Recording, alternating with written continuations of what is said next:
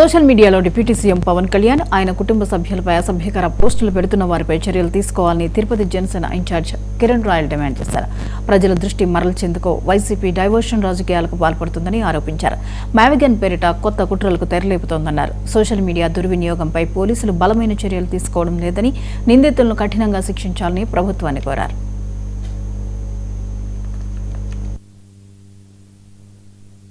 గత 3-4 రోజులుగా ఆంధ్రప్రదేశ్ రాష్ట్రంలో అంటే 3-4 రోజులు ఎందుకంటే దానికి ముందు నుంచి చెప్పచ్చు. ఇంకా కుల రాజకీయం మొదలై దాదాపు 15 రోజులుగా కుల రాజకీయాలు రాష్ట్రంలో జరుగుతున్నా 3-4 రోజులుగా రాష్ట్రంలో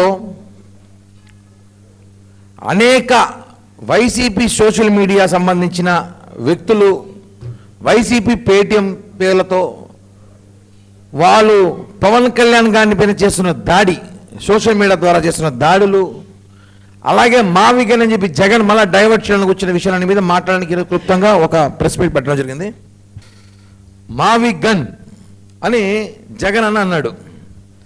ఎందుకన్నాడో ఈరోజు రాష్ట్రంలో కొంతమందికి మేము కొన్ని విషయాలు చెప్పాలనుకుంటున్నాం. రాష్ట్ర ప్రజలకు తెలియజేసుకో అవసరం ఉంది. ఇది 2024 ముందు ఎన్నికల ముందు వైజాగ్ రాజధాని అని ఎందుకన్నాడంటే వైవి సుబ్బారెడ్డి, విజయసాయిరెడ్డి, సజ్జల్ రెడ్డి వీళ్ళకి వ్యాపారాలు చేసుకోవడానికి వైజాగ్ రాజధాని అని చెప్పి ప్రజల్లోకి వెళ్ళాడు.